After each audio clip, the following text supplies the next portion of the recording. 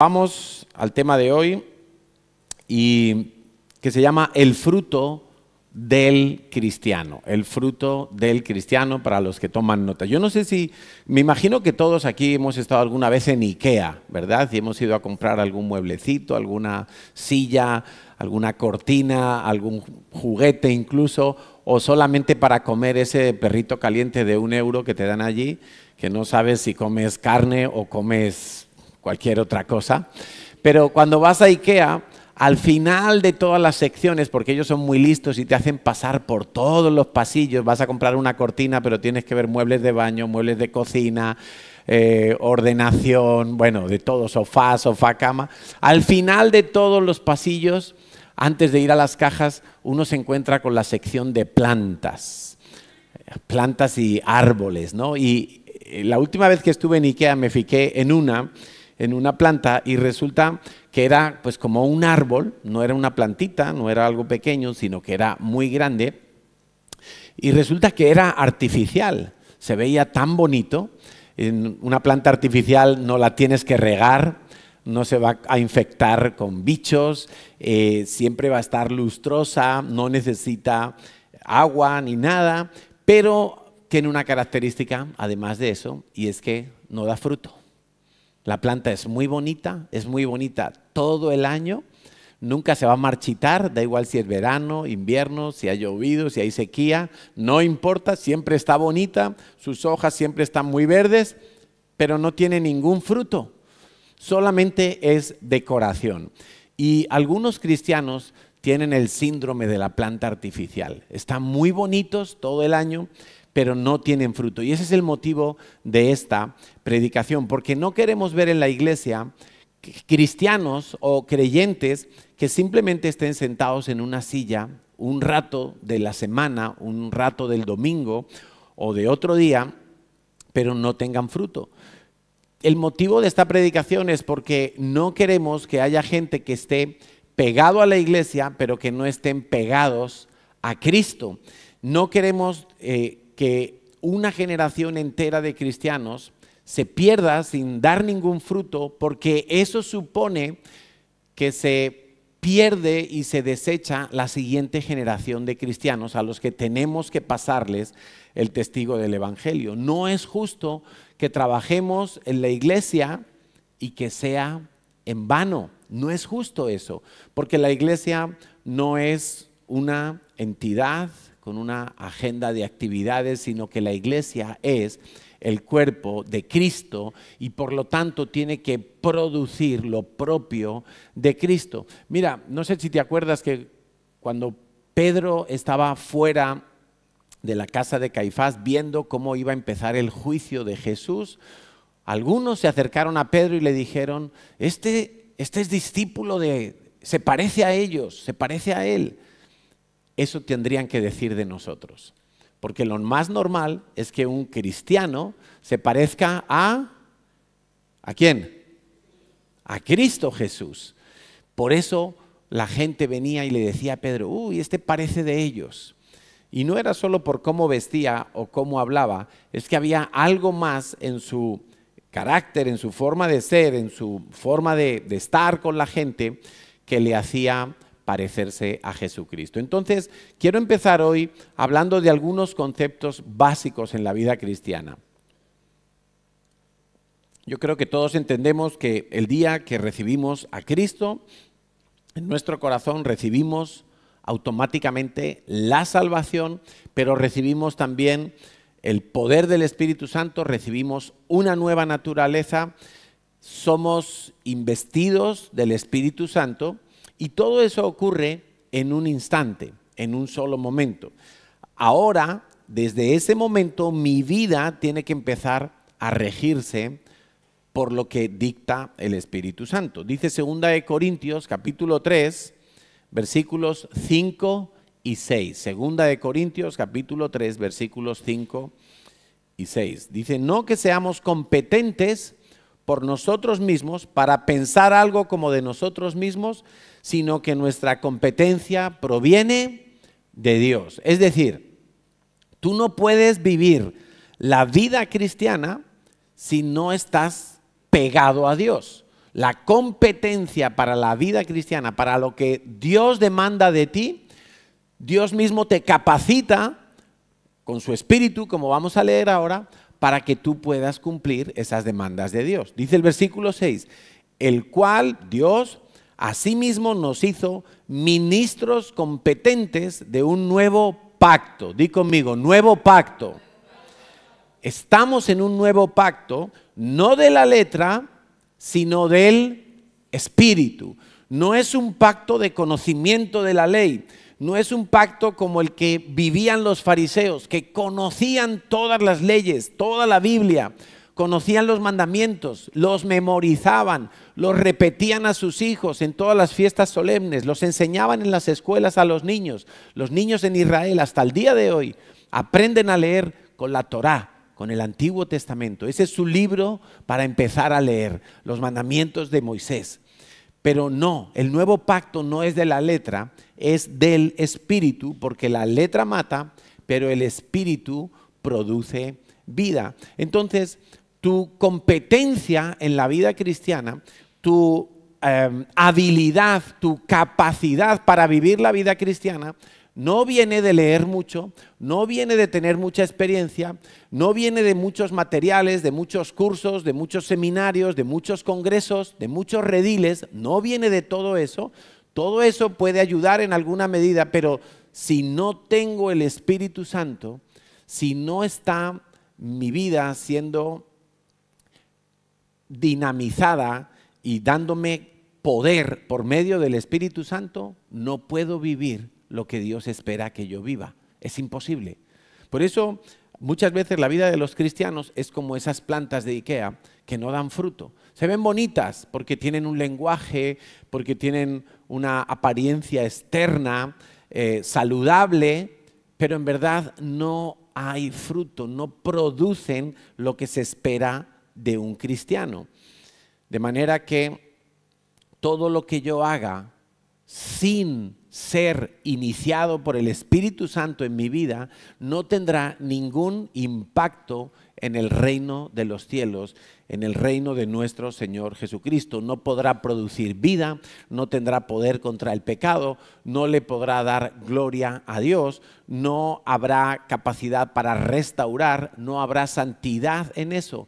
Y quiero deciros que en la iglesia y aún en nuestras vidas personales hay mucho de lo que hacemos que lo inicia la carne, lo continúa la carne y solo glorifica a la carne. Porque son cosas hechas con el alma, son cosas hechas por nuestro yo, con un interés y con una motivación que no es del Espíritu. Si no es del Espíritu, no tiene ningún impacto en el reino de los cielos. Es tiempo perdido, energía perdida, dinero perdido, recursos consumidos perdidos. No habrá servido para absolutamente nada. Entonces, la capacitación para la nueva vida en Cristo viene del Espíritu Santo, solo del Espíritu Santo. Ahora, cuando yo nazco de nuevo, acabamos de decir, hay un milagro, es algo sobrenatural, es algo misterioso. Dios nos da una nueva vida, una nueva naturaleza, eso es instantáneo, pero vivir en el Espíritu no es instantáneo, no es automático, depende de mí, de que yo me sujete, de que yo me rinda, de que yo me deje guiar por el Espíritu de Dios. La palabra espíritu es neuma en griego, que es lo mismo que viento, o ruaj en hebreo también significa viento y significa espíritu, las dos cosas, tanto en griego como en hebreo.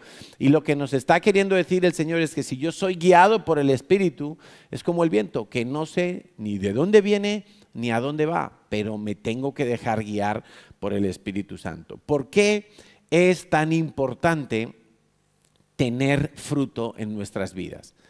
Porque tener fruto es lo que glorifica a Dios en mí. Si yo no tengo fruto, yo no voy a poder dar gloria a Dios. Puede que cante 4 horas de alabanzas, pero no le podré dar gloria a Dios. Será una alabanza hueca y vacía. Tener fruto no es el objetivo de nuestras vidas. Tener fruto es la consecuencia de estar viviendo en el Espíritu. Si yo planto en el patio de mi casa, en la tierra, si yo planto un manzano, yo no le tengo que ordenar al manzano que produzca manzanas, simplemente lo tengo que regar, le tengo que quitar los insectos que vienen a dañarlo, tengo que procurar que no caiga una helada si viene un clima demasiado frío y lo protejo con un plástico, pero no se tiene que esforzar en dar manzanas, porque está diseñado para producir manzanas. Desde el principio de la creación, cuando Dios crea al hombre y a la mujer, lo acabamos de comentar, en Génesis 1:28, Dios le da una orden al ser humano. Le dice, fructifica, fructifica. Y yo no sé si tú te has parado a pensar, pero los árboles que vemos aquí al salir de la iglesia, o los pinos que vemos allí al final de toda esta rampa de este barrio, todos esos árboles son descendencia de los primeros árboles que Dios creó hace aproximadamente 6.000 años, en el comienzo de la creación, de esta creación que vemos. Cuando Dios dijo, hágase toda planta, y de repente brotaron los árboles, las plantas, las verduras, se hicieron, y dice la Biblia, cada uno con su semilla dentro para poder seguir dando fruto, reproduciéndose, repoblando y llenando de plantas toda la tierra. Esos pinos que vemos allí, esos arbustos que vemos por aquí, son el resultado de una orden que Dios dio. Tú y yo exactamente igual. Hemos nacido de un papá, de una mamá, y finalmente de la orden que Dios le dio a Adán y Eva, fructificar. Y tendremos descendencia, y esa descendencia es el resultado de aquella orden y de aquel diseño de Dios que le dio al hombre. Fructifica. Hay un diseño de Dios para que nosotros podamos dar fruto. Ahora, ¿cuál es el fruto que yo tengo que producir? Bueno, pues el primer fruto, vamos a hablar de 3 frutos diferentes. El primer fruto es el fruto según mi especie. Ya hemos visto que un manzano da manzanas, un nogal da, a ver la cultura general cómo está. ¿Qué produce un nogal? Nueces. Un naranjo produce naranjas. Ahora, el hombre, según su especie, ¿qué tiene que producir? Tiene que producir hombres. Está claro, ¿no? El ser humano produce seres humanos. Ahora, hay diferentes tipos de hombres según la Biblia. Está el hombre carnal, está el hombre, o mejor dicho, el hombre natural, que no tiene a Cristo, está el hombre carnal y está el hombre espiritual. Según la especie de cada uno, así va a fructificar el ser humano. Entonces yo te preguntaría a ti, y tú tienes que preguntarte esto. Mira, cada vez que leas la Biblia, yo siempre recomiendo que nos fijemos mucho en las preguntas que Dios nos hace a nosotros, o que escribe allí el profeta o el salmista o el apóstol. Muchas veces aparecen preguntas en la Biblia, pero tú también puedes hacer preguntas a la Biblia, preguntas a Dios. Y es bueno, yo te hago esta pregunta: ¿qué produce tu paso por la vida de otras personas? Seguramente tienes familia, tienes amigos, tienes vecinos, compañeros de trabajo, compañeros de clase, de estudios. ¿Qué produce tu paso por la vida de la gente? ¿Qué huella estás dejando tú en otras personas? ¿Qué impacto estás produciendo en la vida de otras personas? Imagínate si tú eres un creyente fariseo, criticón, murmurador, rebelde, si eres un creyente al contrario, que disfruta de la oración, que cuando tú oras de repente notas que otros alrededor se les crece el deseo de orar, se conectan a orar. Si eres muy o poco apasionado por la palabra de Dios, eso se va a notar en tus hijos, se va a notar en tus discípulos, se va a notar en la gente con la que tú compartes habitualmente. Eres constante, eres inconstante, eres generoso, eres tacaño. Todo eso afecta y deja un toque en la vida de las personas que están cerca de nosotros. ¿Cuál es el impacto que tú produces en otros? ¿Te encanta servir? ¿O eres un vago? ¿Te encanta, amas la iglesia? ¿O tomas la iglesia como cualquier cosa, como el que va a tomar café en un bar, pero al otro día en otro bar? ¿Amas la visión de la iglesia? ¿Amas a Israel? Todo lo que tú eres, todo lo que tú en esencia eres, está dejando un impacto en la vida de otras personas. Mira, hay gente con la cual cuando tú hablas con ellos y pasas un rato con ellos, yo no sé si a ti te ha pasado, como que tu fe sale como más viva, como más animada, como que algo se aclaró, se quitó alguna confusión, algún peso. Pero hay otras personas que cuando hablas con ellas te dejan raro, te dejan como cuando uno toma algo en mal estado y el estómago queda ahí que uno no sabe si va a vomitar, si va a eruptar, si está todo ahí revuelto.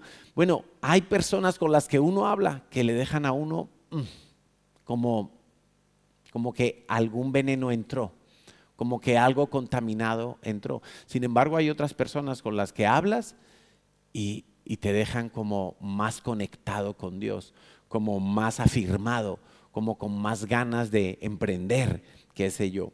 Entonces, una manera de comprobar este tipo de fruto es viendo cómo está mi hogar, cómo están mis hijos, cómo están mis discípulos, si tengo discípulos, cómo está el equipo de servicio en la iglesia en el cual estoy involucrado, cómo es mi ámbito de amistades dentro y fuera de la iglesia, cómo están ellos cuando yo paso tiempo con ellos. Segunda de Corintios 3, capítulo 3, versículos 2 y 3 dice así, está hablando Pablo a la iglesia, a los discípulos, a los cristianos de la iglesia de Corinto y dice, nuestras cartas sois vosotros. Escucha, Pablo está diciendo, Pablo que escribió la mayoría de las cartas del Nuevo Testamento, Pablo dice nuestras cartas y ni siquiera propias de él, porque él trabajaba con un equipo de gente.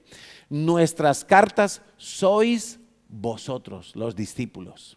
O sea, Pablo como diciendo, yo no tengo mucho que decir, que os vean a vosotros, están viendo mi trabajo en vosotros.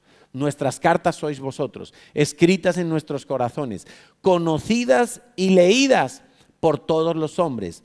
Versículo 3, siendo manifiesto que sois carta de Cristo, expedida por nosotros, escrita no con tinta, sino con el Espíritu del Dios vivo, no en tablas de piedra, sino en tablas de carne del corazón. Pablo está diciendo, ¿quieres ver mi currículum? Mira la gente a la que he discipulado. ¿Quieres ver quién soy yo? Mira el trabajo y la huella que he dejado en estos hombres y mujeres de Corinto. Y podríamos hablar así del resto de las iglesias que Pablo fundó y pastoreó. Viendo nuestros hijos, viendo los hijos de alguien, se sabe cómo está ese hogar. Viendo lo externo, podemos hacernos una idea de cómo está lo interno. Tú sabes que Dios es el único que puede ver el corazón, pero nosotros podemos ver el fruto en la vida de alguien. Y si no hay fruto, o el fruto está podrido, o el fruto es de un tamaño chiquitito. Si yo voy a la frutería y quiero comprar un melón y el melón es del tamaño de una naranja, yo digo, pues vaya porquería de melón. Aquí ha pasado algo en el proceso de este fruto, ese árbol no estaba sano, algo pasaba allí, porque el fruto está mostrando algo de la realidad de lo que hay dentro.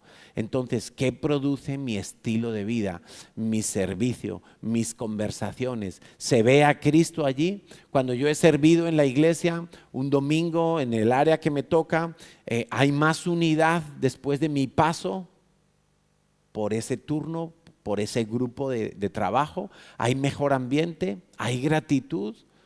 ¿O se han empeorado las cosas? Han aparecido nuevas tensiones. ¿Cómo es mi paso por la gente? Cuando estoy con otras personas, quedan edificados, quedan confundidos, ¿están creciendo o no están creciendo?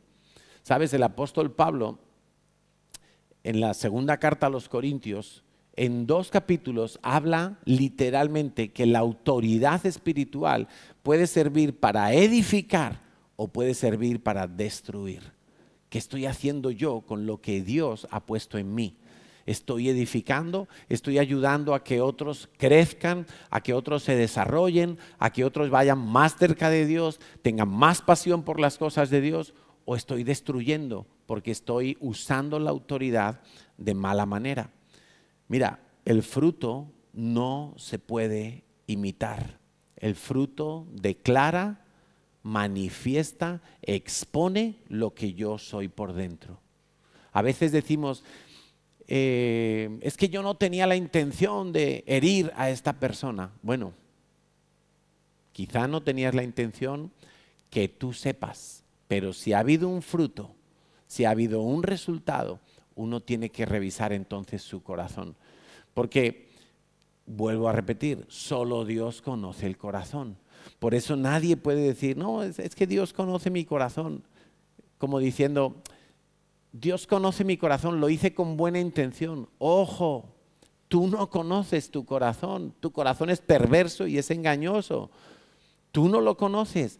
Ahora, por el resultado de lo que tú haces, tú puedes saber si tu corazón necesita algún ajuste, algún arrepentimiento, algún impulso, o por el contrario, está bien. El fruto entonces declara lo que nosotros somos. Segundo fruto que yo tengo que dar. El primero, hemos dicho entonces, es según mi especie, según el tipo de persona que yo soy, eso va a producir un fruto a mi alrededor. Ahora, segundo fruto, el fruto del Espíritu Santo. Gálatas 5, 22, 23, lo hemos leído muchísimas veces a lo largo de nuestra vida cristiana. Dice, mas el fruto del Espíritu, con letra mayúscula, el fruto del Espíritu, ¿en quién? En mí, en el cristiano, porque nuestra competencia viene de Dios. Hemos leído antes, es el Espíritu Santo viviendo en mí, el que irremediablemente va a dar este fruto. Y es un fruto que podríamos decir como una mandarina, que tiene 9 gajos diferentes, pero es un mismo fruto. No puede ser que yo diga que tengo el fruto del amor, pero no tengo el fruto de la templanza. No, porque el Espíritu no se divide. El Espíritu está o no está. Entonces, el fruto del Espíritu, amor, gozo, paz, paciencia, benignidad, bondad, fe, mansedumbre, templanza. Dice, contra tales cosas no hay ley, no hay versículos, no hay conocimiento, no hay que me sé la Biblia de memoria. Tú te puedes saber la Biblia de memoria y no tener el fruto del Espíritu. Te puedes saber la Biblia de memoria y estar esclavizado a un pecado y no tener poder contra el pecado. Te puedes saber la Biblia de memoria y estar orando contrario a la voluntad de Dios, porque todo lo aplicas hacia ti mismo.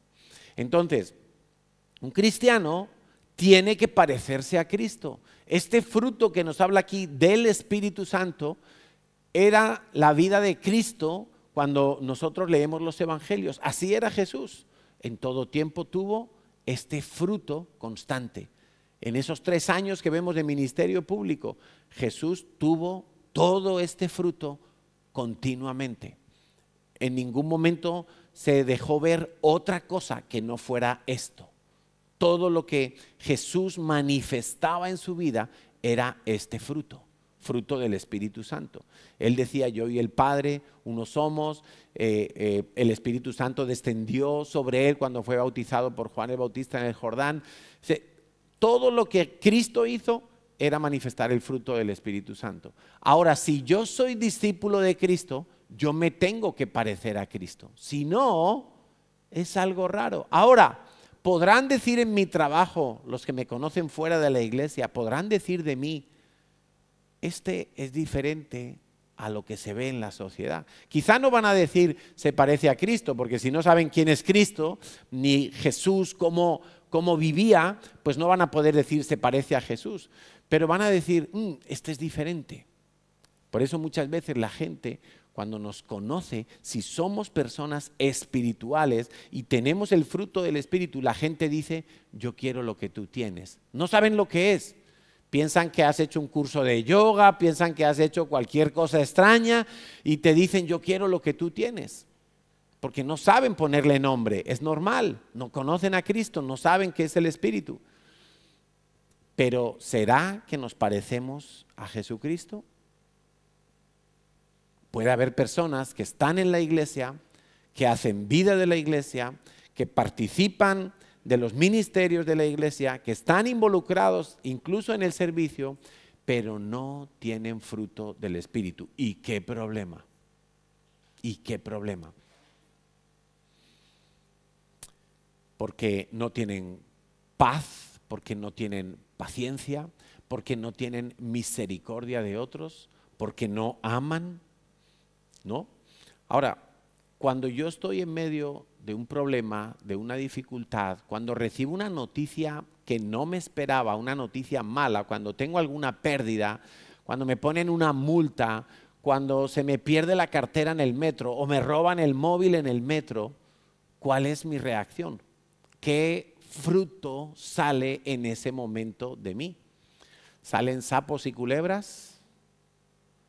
¿Sale acción de gracias a Dios? Cuando te han robado el móvil en el metro, ¿salieron gracias a Dios? ¿Qué salió?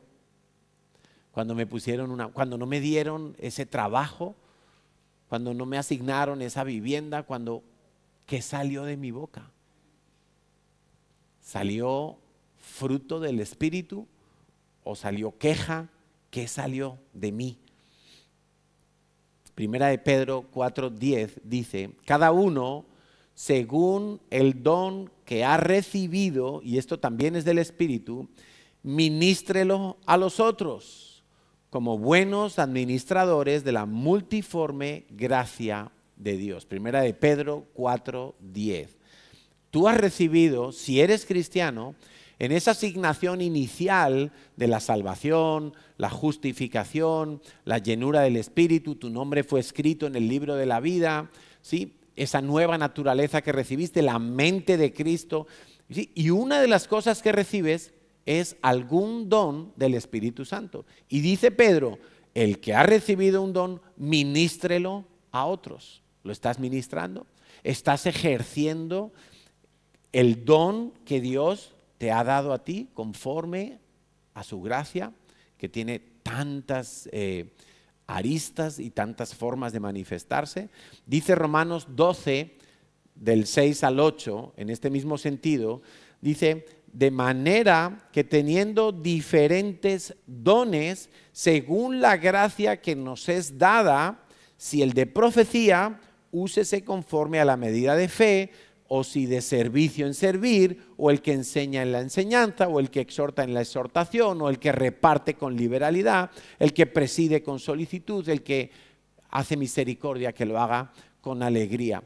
¿Estás dando algún fruto para Dios? Porque el fruto es para Dios, con el don que se te ha dado en la vida cristiana, en la vida nueva, en el nuevo pacto. ¿Estás poniendo tu vida al servicio del reino de los cielos? Mira, cuando el pueblo de Israel estaba en Egipto, esclavo por 400 años, y ellos empezaron a clamar, y la orden de Dios a Moisés fue, ve y dile a Faraón que vaya y suelte a mi pueblo y los deje ir al desierto para servirme y adorarme. Servir es una forma de adorar a Dios. A los que no les gusta servir a otros, en el contexto del reino de los cielos, a los que no les gusta dar parte de su vida para que otros conozcan o se acerquen a Dios o sean edificados en el cuerpo de Cristo, quiero que sepan que hay algo anómalo allí. Es como si una mamá tiene un bebé y lo rechaza. Eso es antinatural. Eso no tiene sentido. Es antinatural. Cuando una mamá da a luz un bebé, Dios ha dotado allí de un instinto de protección tan grande que una madre es capaz de dar su vida por su hijo.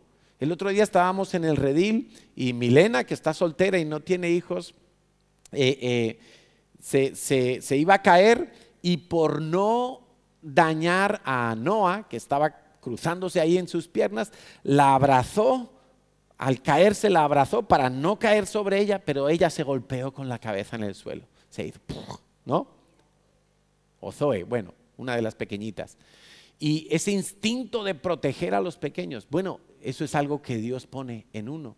Pero de la misma manera el Espíritu Santo pone en nosotros los dones y nos capacita y nos da una competencia para que podamos servir a otros. Si yo no estoy sirviendo, o mejor dicho, si no quiero servir en la iglesia, porque eso supone venir un poco más temprano, porque eso supone que a lo mejor me pierdo la predicación porque le tengo que dar clase a los niños, porque eso supone que me voy el último porque me toca limpiar. Si eso me molesta, yo estoy mal. Hay un fruto malo en mi vida. Ese fruto no es del Espíritu, porque dice que el que sirve tiene que servir con alegría, tiene que hacerlo con la medida de fe que Dios le ha dado. Y quiero que sepas que todo lo que Dios te ha dado, cualquier habilidad, cualquier capacidad natural, cualquier talento, cualquier don del Espíritu, todo lo que Dios te ha dado, hijos, carácter, todo lo que Dios te ha dado es para que primero le honres a Él y después te beneficies tú y el resto de las personas, porque si no caemos en lo que nos dice Romanos 1, que le dieron honra y honor a la creación antes que a Dios, que eso es en lo que está viviendo el mundo actual. El mundo actual disfruta del oxígeno, del agua, de la lluvia, de la capa de ozono que nos protege. El mundo actual disfruta de todo lo que Dios ha hecho, pero muy pocos le dan gloria a Dios. ¿Qué pasa? Que esas personas que no le dan gloria a Dios primero acaban idolatrando la creación. Por eso hay esos movimientos que prefieren salvar una tortuga que un bebé en el vientre de una madre, porque le están dando honor a la creación antes que al Creador. Si le dieran honor al Creador, su mente estaría perfectamente ordenada. Que no nos pase a nosotros que todo lo que Dios nos ha dado, la capacidad de hacer dinero, la capacidad de tener una familia, todas nuestras habilidades, que no sea primero para nosotros, sino que sea primero para Dios y luego para nosotros. Porque ese es un don de Dios también, el que Dios dé la capacidad de disfrutar de lo que tenemos, pero primero le tenemos que dar gloria a Él. Tercer fruto del que quiero hablar hoy es el fruto de vida, el fruto de vida. Yo le he llamado así. Para mí esta es una manera de entender el fruto de Dios que se manifiesta en mí y es el respaldo de Dios en todo lo que yo hago. Es la gracia de Dios sobre mi vida. Es como nos dice Mateo 6, que cuando tú ores, ¿qué tienes que hacer? Nos dijo el Señor Jesús, cuando tú ores, enciérrate en tu cuarto, cierra la puerta. Yo le añadiría en la versión 2024, apaga el móvil, apágalo, y entonces en lo secreto, tú ora a tu Padre, que te ve, que te escucha, que está en lo secreto, y tu Padre que ve en lo secreto te va a recompensar en lo público. Mateo 6:6. Ahora, y hago un pequeño inciso. ¿Cómo es tu vida de oración? Porque vamos a empezar a compartir en las vigilias sobre cómo debe de ser nuestra oración. Pero ¿cómo es? ¿De verdad tu oración cumple estos requisitos tan sencillos? Entra en tu aposento, tienes que tener un lugar para orar, cierra la puerta, pero eso no es literal. Estás entendiendo que eso no es que tengo que cerrar la puerta de mi habitación, porque a lo mejor resulta que compartes habitación con otra persona o lo que sea. O sea, cerrada la puerta quiere decir, mira, voy a estar con Dios y nada más. No voy a estar planchando, no voy a estar viendo la tele, no voy a estar haciendo otra cosa. Voy a estar orando, voy a estar apartado, cierro la puerta, me desconecto del mundo. Como lo puedas hacer, hazlo. Yo creo que el móvil es uno de esos distractores que nos impide cerrar la puerta. Pero dice que ora a tu Padre que está en lo secreto. Cuando tú reúnes las condiciones que Dios dice, Él garantiza que va a estar allí. ¿No te parece guay? Porque a veces uno ora y dice, no sé si Dios me está oyendo, no sé si está llegando, estoy como desconectado de Dios. Pero Dios promete que si tú reúnes esas condiciones, Él está en ese secreto, contigo. No solo te va a oír, Él está contigo, orando contigo, tú con Él. Y la promesa es, tu Padre que ve en lo secreto, te va a recompensar en público. Luego tú vayas donde vayas, vas a resultar bendecido por Dios. Yo recuerdo que en la empresa donde trabajaba en Madrid hace muchos años, antes de ser pastor, una empresa de informática, y yo recuerdo que entré allí como un becario. ¿Sabes lo que es un becario, no? Que trabaja y no cobra nada. Trabaja de gratis. Bueno, pues yo entré allí de gratis, sin cobrar. 6 meses estuve sin cobrar una sola peseta de aquella época. Gracias a Dios, mis padres me mantenían. Pero en esos 6 meses yo hallé gracia de Dios delante de los jefes. En cierta ocasión le dije, hablé con el director, le dije, mira, yo ya llevo un tiempo aquí y yo creo que me podéis hacer ya un contrato, porque yo ya he aprendido y yo ya estoy produciendo para la empresa. Vale, vamos a hacer un contrato, déjame que hable con recursos humanos, No era una empresa muy grande. Y entonces me hicieron un contrato. Muy bien, firmé el contrato. Y me dijo, el día que lo firmaba, mira, tengo aquí también una carta en la que tú renuncias a tu puesto de trabajo, la fecha está en blanco y tú me la vas a firmar también. Yo dije, pero este desgraciado, sí, como abusador, tramposo, pero bueno, yo la firmé.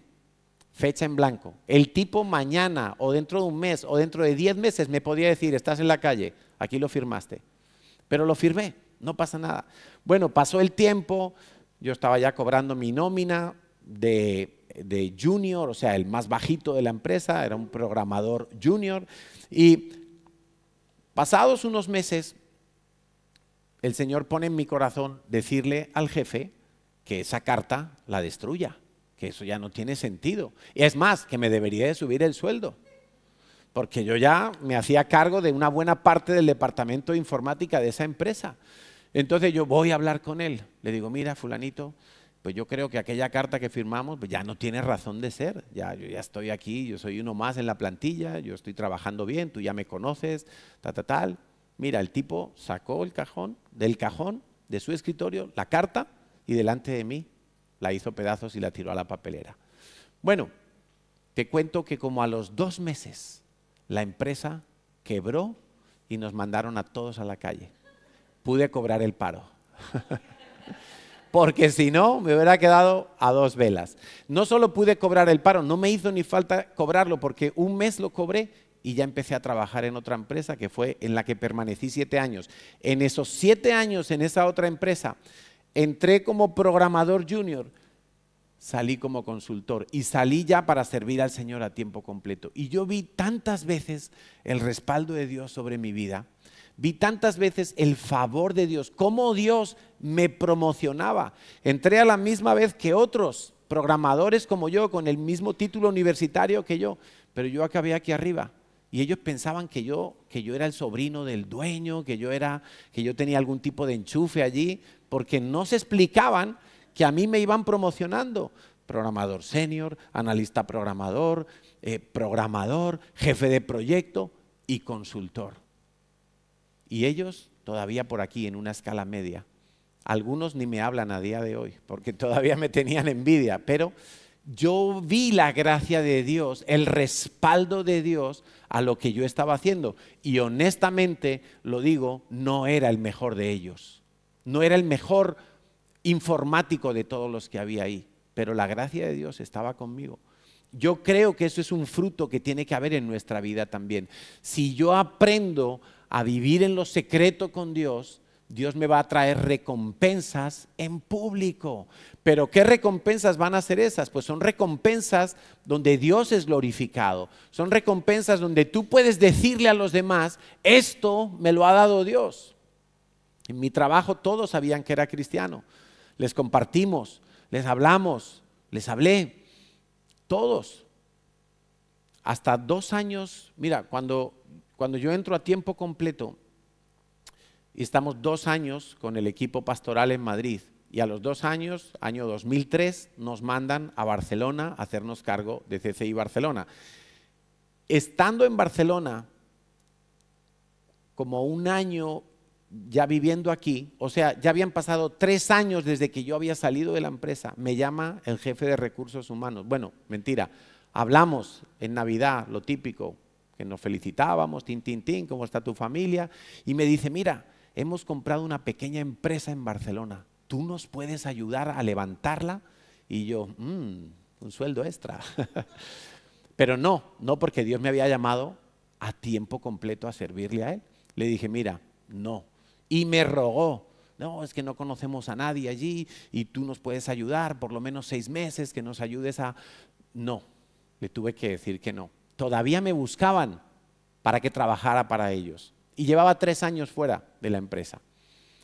Ese tipo de gracia, gracia en el hogar, que tus hijos no solamente estén bien vestidos y les tengas todo, pero que tus hijos te obedezcan, que tus hijos te honren, papá, mamá. Gracia en las finanzas, porque no es solamente tener mucho, es ser próspero a la manera de Dios, disfrutar de lo que tienes, tener ese área al servicio de Dios. Mira, yo soy una persona ordenada, pero de tan ordenada que era, yo no era próspero, porque no disfrutaba de lo que tenía. O sea, si un mes llegaba la factura de la luz 20 euros más alta, yo lo anotaba en mi orden, pero yo perdía la paz, yo perdía el gozo. No era próspero a la manera. Ser próspero no significa que tengo 100.000 euros en el banco. Ser próspero significa que con lo que tengo soy capaz de estar contento, soy capaz de darle gracias a Dios, soy capaz de honrar el nombre de Dios. Y yo no lo tenía. Yo creía que necesitaba tener mucho y tener de sobra para estar bien. Era impaciente, me preocupaba todo el tiempo el futuro. Y eso no era un buen fruto en mi vida, no era fruto en las finanzas. Gracia ministerial, que cuando tú pones en práctica lo que Dios te ha dado, las cosas funcionan. Bueno, entonces, vistos esos 3 frutos, que alguno dirá no tengo ninguno, otro dirá tengo uno o tengo medio. Bueno, ¿qué tengo que hacer entonces para producir fruto en mi vida? ¿Qué tengo que hacer para producir fruto en mi vida? Y vamos a leer Juan 15, porque aquí hay una enseñanza maravillosa. Y es la viña de la que nos habla el Señor Jesús. Juan 15, del 1 al 8.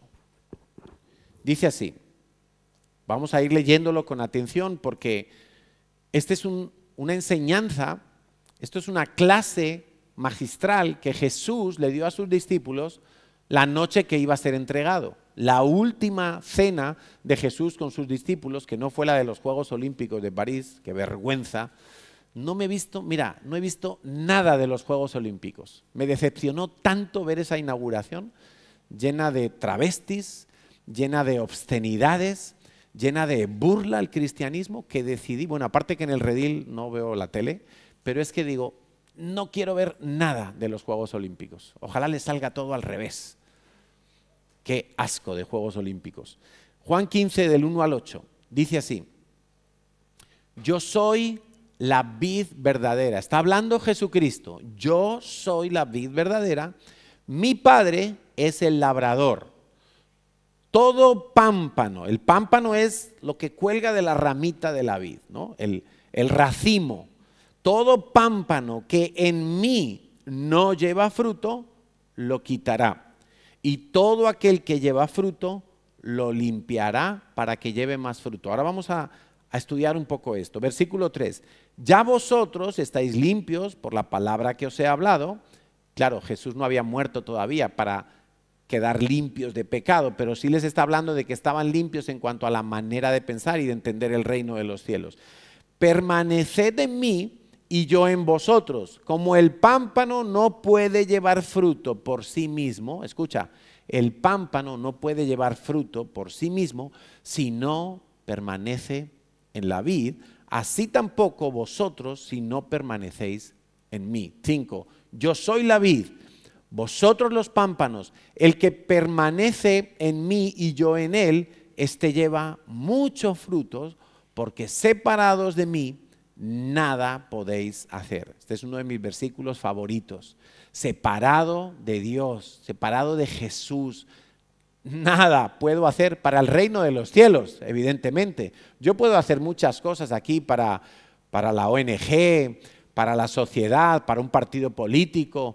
Puedo hacer muchas cosas, pero para el reino de los cielos no puedo hacer absolutamente nada si yo estoy separado de Cristo.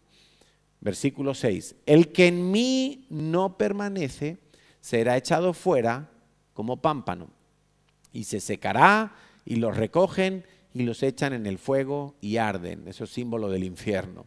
Si permanecéis en mí y mis palabras permanecen en vosotros, pedid todo lo que queréis y os será hecho. Mira, es que algunos solo se quedan con esta última parte. Pedid todo lo que queráis y será hecho. Pero no puedo partir el versículo en dos. Dice, si permaneces en mí y mis palabras permanecen en vosotros, entonces pedid todo lo que queráis y os será hecho. ¿Por qué? Porque todo lo que vas a pedir estará de acuerdo con la voluntad de Dios, porque tú estarás permaneciendo en Él. 8. En esto es glorificado mi Padre. ¿En qué? En que llevéis mucho fruto. Darle gloria a Dios no es cantarle una alabanza.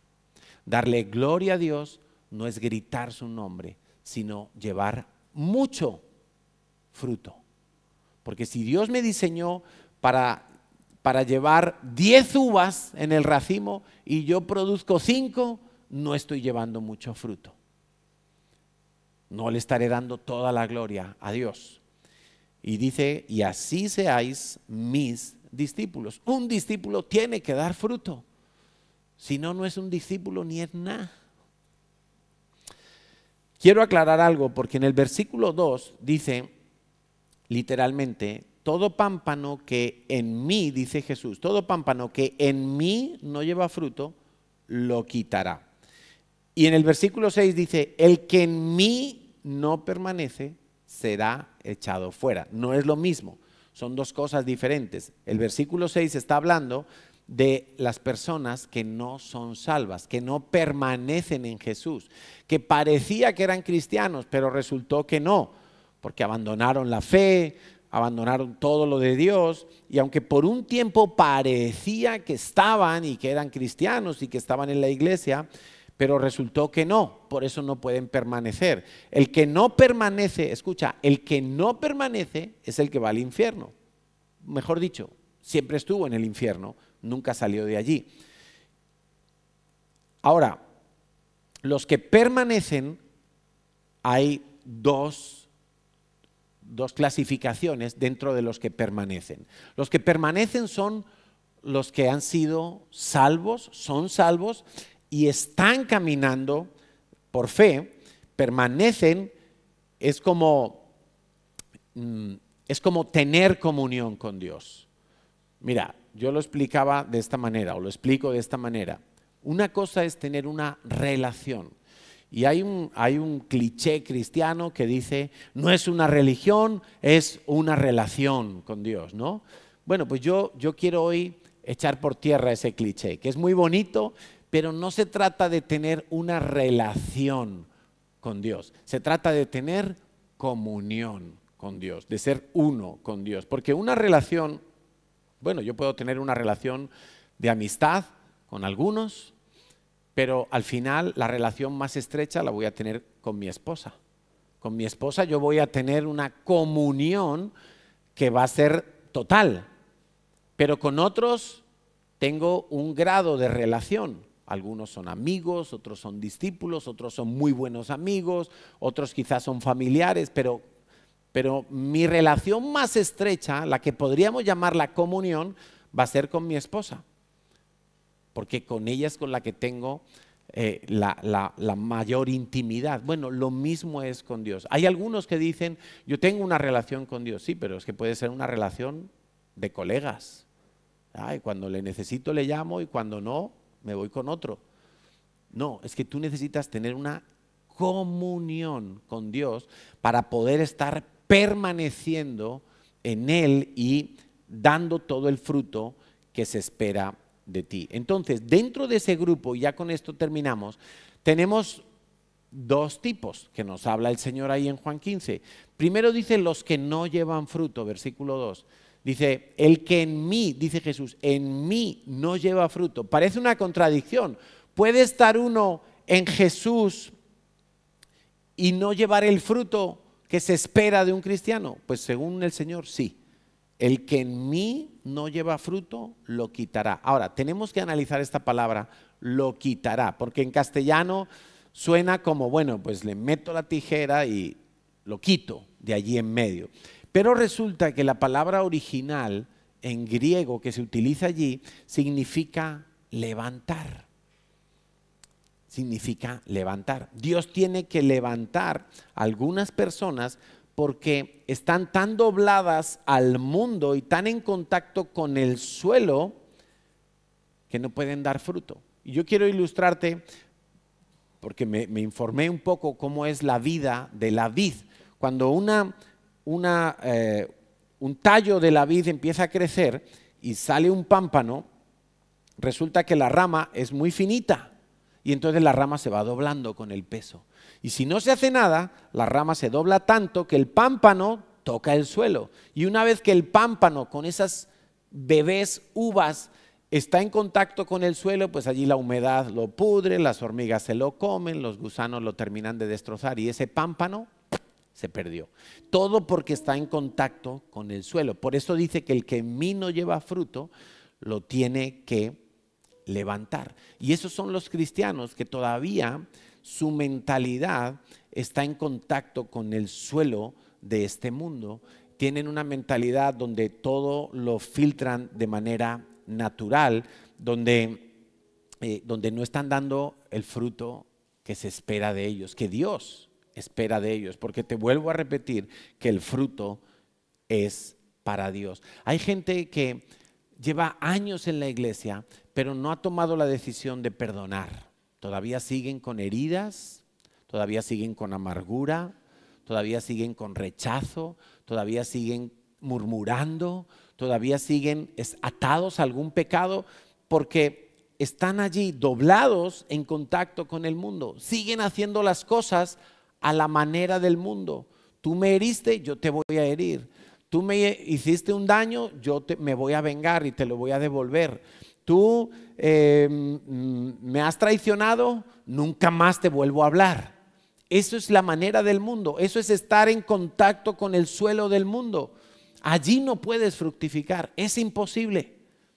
Jamás vas a poder fructificar allí. O gente que tiene dones, tiene talentos y está en el cuerpo de Cristo, pero está pensando muy egoístamente. Todavía el yo es el que manda en su vida. Y quiero ilustrártelo de esta manera. Imagínate, la Biblia dice que nosotros somos como un cuerpo. Uno es ojo, otro es mano, otro es pie. Dice el apóstol Pablo, ninguno podemos decir al otro, no te necesito, todo lo contrario, todos nos necesitamos. Ahora imagínate que como iglesia estamos colgados de una rama y aquí hay un acantilado. Y la mano es ese miembro que está ahí sosteniendo todo el cuerpo. Pero el cristiano carnal, el cristiano egoísta, el cristiano que solo piensa en sí mismo, el que está pegado al suelo del mundo, le dice al cerebro, me quiero soltar porque me duelen las yemas de los dedos. Y el cerebro, que es la cabeza, que es Cristo, le dice, no te puedes soltar porque la vida de todos depende de que tú resistas allí. Aguanta. No, pero es que me duele a mí. El pie está tranquilo, no le duele. La espalda está tranquila, no le duele. Los ojos están viendo, están tranquilos, no le duele. Le duele a la mano está sufriendo. Pero la mano dice, no, yo solo no quiero sufrir. Me suelto. ¡Pah! Y entonces esa persona se mata. Todo porque la mano no quiso sufrir un poco más, no quiso aguantar un poco más. Pensó egoístamente, no pensó en el bien común. Muchas veces nosotros, en nuestra mentalidad, estamos tan pegados al suelo de este mundo que solo pensamos en nosotros. Tenemos mentalidad de hacer dinero, tenemos mentalidad de éxito social, de tener buena reputación, mentalidad, aún nuestra forma de orar va en esa línea. Y resulta que los que están allí, esos pámpanos que están en el suelo, su fruto se pierde. Son personas estancadas en el barro. Y veíamos una ilustración en el redil sobre qué significa el estancamiento. Y es como cuando un coche cae en un camino donde ha llovido y hay barro y ¡pum!, la rueda se queda metida en el barro y el conductor empieza a acelerar y la rueda cada vez se hunde más. Pero el que está en el volante piensa que está en movimiento, que está metiéndole toda la carne al asador, que se está esforzando, pero no avanza. Cada vez se está hundiendo más, porque necesita que alguien lo levante, ¿verdad? De alguna manera necesita una palanca, un apoyo para salir de ese atasco. Pero él cree que está bien porque le está quemando el motor ahí, la rueda, pero no avanza. Hay muchos cristianos que están así, trabajan y sirven en la iglesia y hacen y están en un activismo y no están dando fruto, porque quizá lo están haciendo para sí mismos, porque todavía su mentalidad está muy empantanada en cómo piensa este mundo. Necesitan ser levantados. ¿Sabes cómo levanta el labrador? ¿Sabes cómo levanta las vides? Cuando esa rama le sale un pámpano y la rama se empieza a doblar, porque el pámpano va engordando y la rama va pesando más y la rama se dobla. Entonces el labrador pone un poste así como este, un poste, aquí pone otro poste, tira un hilo ahí a 15 centímetros del suelo, otro a 30 centímetros, otro a 45, tira varios hilos como si fuera esto una alambrada y esa ramita de abajo, la que está en contacto con el suelo, la levanta y la ata al primer alambre para que no se doble. Ese pámpano sigue creciendo, la rama sigue creciendo y el labrador la ata al siguiente alambre. Y esa es la manera en que la rama no se dobla. Por eso es Cristo la vid, pero se necesita el labrador, que es Dios. ¿Y Dios qué hace para ayudarnos a nosotros a subir de nivel? Dios nos da oportunidades. Dios de repente te habla. Tienes que arrepentirte de esto, necesitas liberarte de aquello, necesitas perdonar a tal persona, necesitas quitarte la amargura, sal de esa esclavitud, de ese pecado, no pienses que todo el dinero es para ti, tal. Y Dios te va poniendo oportunidades para ir subiendo de nivel. Y mientras el tallo va subiendo de nivel, el pámpano se va desarrollando más y más y le da tiempo a dar todo su tamaño, todo su esplendor de fruto. En esa etapa están algunos cristianos, pero cuando Dios los quiere atar a ese primer nivel, ay no, pero yo es que quiero seguir ahí en el mundo, quiero seguir pensando como el mundo, y no dan fruto.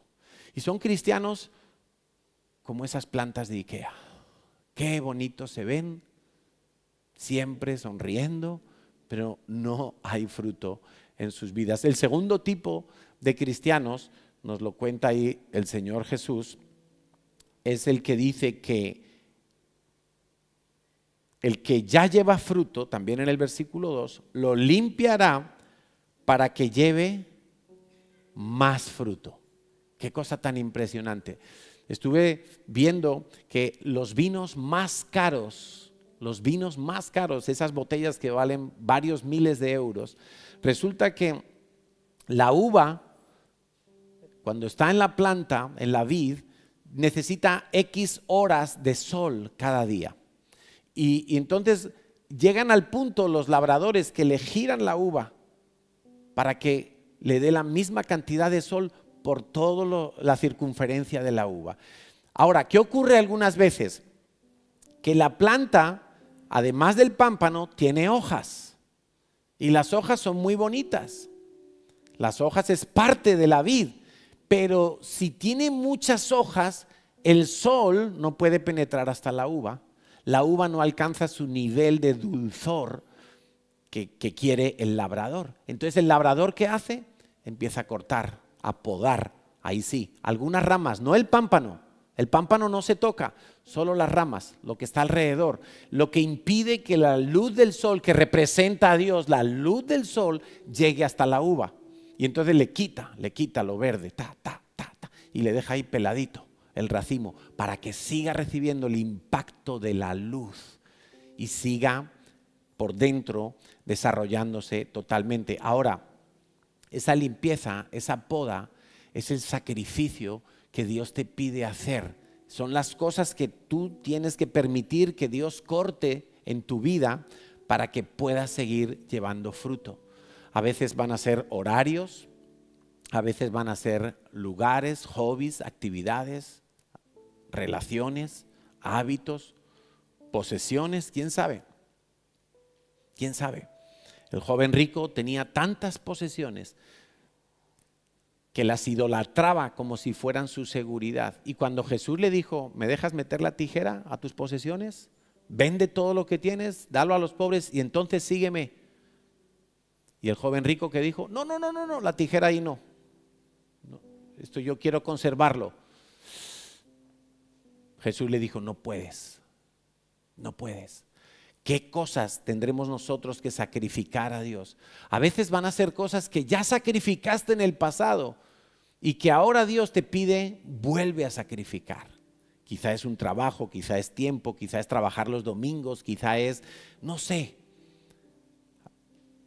Pero definitivamente si no hay una limpieza de algunas cosas que pueden ser buenas, no estamos hablando de pecados, pueden ser cosas buenas, cosas verdes que están allí, no son malas, pero me pueden estar impidiendo dar mucho fruto, que es lo que Dios quiere en mi vida.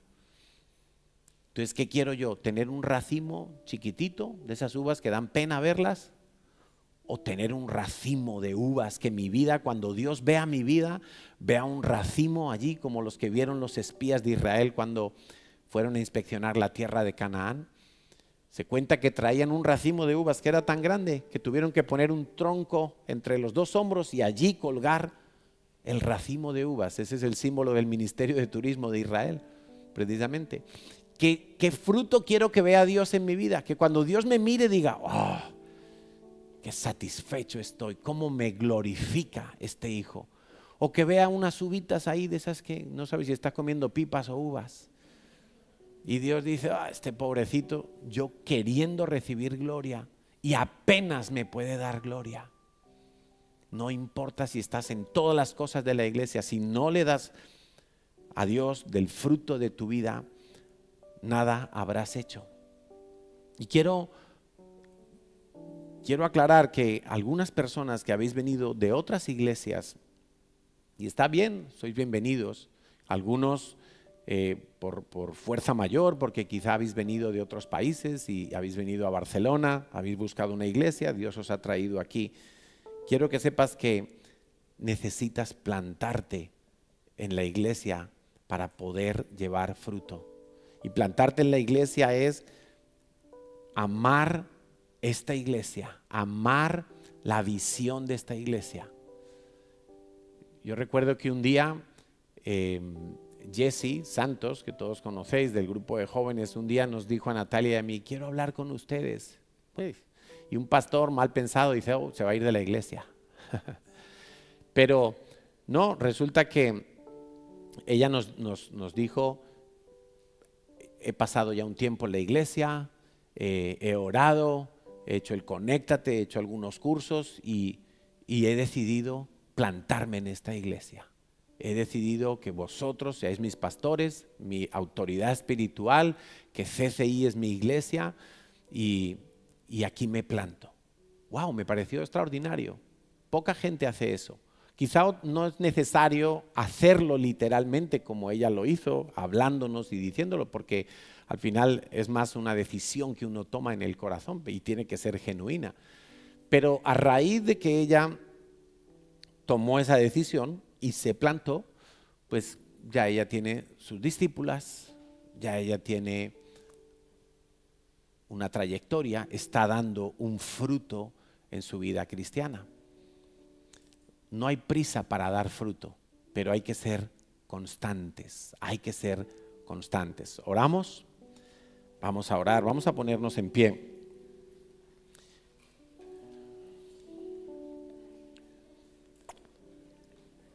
Si nosotros somos capaces de vivir como dijo el salmista en el primer salmo de la Biblia, dice: bienaventurado el varón que no anduvo en consejo de malos, ni en silla, ni estuvo en camino de pecadores, ni en silla de escarnecedores se ha sentado, sino que en la ley de Yahweh está su delicia. No su memoria, su delicia, su disfrute. En su ley medita de día y de noche. Será como árbol plantado junto a corrientes de aguas, que da su fruto en su tiempo y su hoja no cae, y todo lo que hace prosperará. Qué bueno que cuando Dios mire CCI Barcelona y pueda ver tu vida, Dios pueda decir: oh, estoy recibiendo gloria de este hijo, de esta hija que yo salvé con la sangre de Jesús. Estoy recibiendo gloria, y no es poca, es mucha gloria. Así es que si en las próximas fechas tú notas que Dios te está queriendo atar, que Dios te da una oportunidad de despegarte del suelo para ponerte en un primer nivel y que seas libre de toda esa infección y contaminación del mundo, o si notas que Dios está pidiéndote meter la tijera en algo bueno de tu vida, pero que está impidiendo un mucho fruto, pues ríndete. Mi consejo es: ríndete, porque nosotros fuimos creados para dar gloria a Dios. Fuimos creados para representar su gloria en la tierra. Fuimos creados para representar su autoridad en la tierra. Y si Él dijo: fructificaos, nosotros tenemos que fructificar en todos los sentidos y en todos los aspectos.